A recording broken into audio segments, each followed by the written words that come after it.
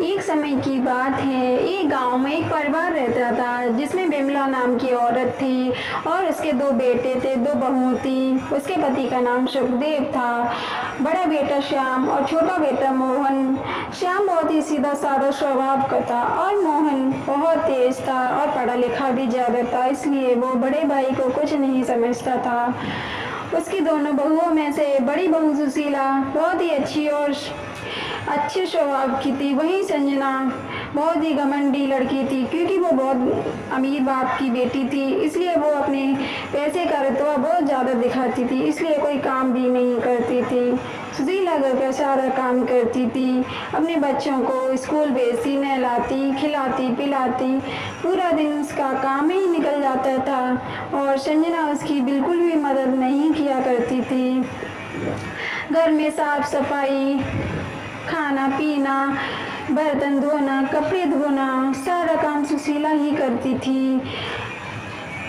और उसकी सास बिमला उससे कोई अपनी छोटी बहू से कोई काम की नहीं कहती थी। सुबह 5-4 बजे ही उठ करके साफ सफाई करती, फिर 5 बजे नहा करके पूजा करके फिर रसोई घर में आ जाती और सबके लिए नाश्ता बनाती, फिर सबको चाय देने जाती। अकेले ही सारी रसोई संभालती थी। ये सब काम करने के बाद फिर साफ सफाई फिर से करती। यही रूटीन उसका रोजाना का था। सुबह 4 बजे उठना, फिर नहाना, खाना बनाना और उसकी सास और छोटी बहू संजना दोनों बैठे रहते थे। वो काम करती रहती और सोफे पे दोनों बैठी बैठी देखती रहती थी उसको और उसकी बुराइयां करती थी। लेकिन सुशीला इस बात का बुरा नहीं मानती थी। एक दिन सुशीला की माँ बीमार हो जाती है। वो अपनी सास से कहती है, अरे माँ जी, मेरी माँ की तबीयत खराब है, अगर आप हाँ कहें तो मैं देखने जा सकती हूँ क्या अपनी माँ को? बताइए माँ जी। अरे माँ बीमार है, तेरा तो रोज़ का बहाना हो गया है। हर 1 महीने बाद तेरी माँ बीमार हो जाती है। ज़्यादा ही शौक जाने का, मायके का, जब देखो जाना है। अरे बिमला, तुम क्यों परेशान होती हो? बहू की माँ बीमार है तो देख आने दो ना, उसका भी मन रह जाएगा। बेटा तुम ऐसा करो, चले जाओ अपनी माँ को देखने, यहाँ सब संभाल लेंगे, कोई बात नहीं है, चिंता मत करो बेटा, परेशान मत हो, तुम देख आओ।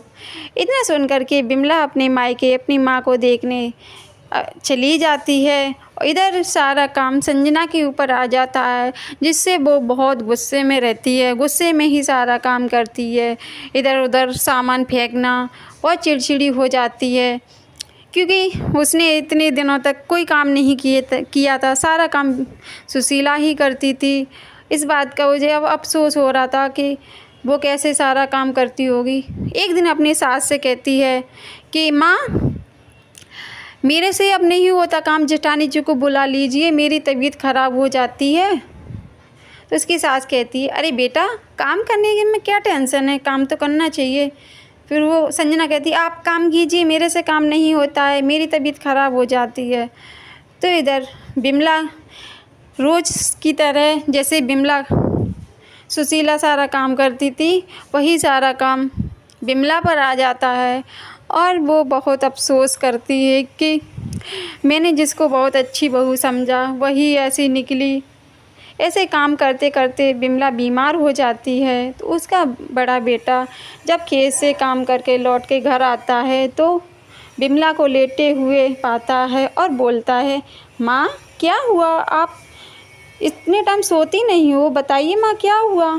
तभी बिमला उठ जाती है और बताती है, बेटा देखो, ये छोटी बहू सारा काम मुझसे ही करवा रही है, कई दिन हो गए, इसलिए मैं बीमार पड़ गई हूँ, मैंने इतने दिनों तक कभी कोई काम नहीं किया है।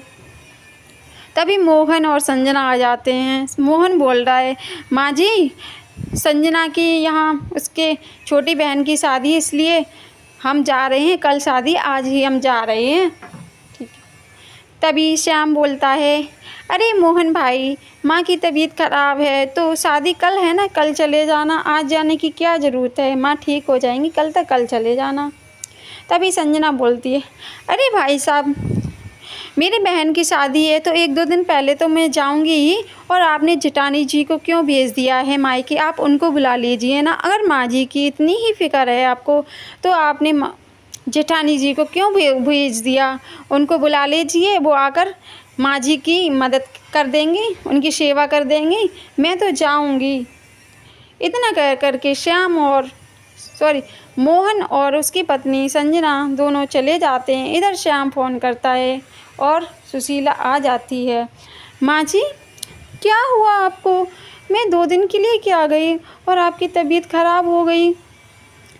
अगर मुझे ऐसा पता होता तो मैं नहीं जाती। माँ जी, आप आराम कीजिए, लो दवाइयाँ खाइए, आप जल्दी ठीक हो जाओगी माँ जी। अरे बेटा, तुम कितनी अच्छी हो, मुझे माफ़ कर दो।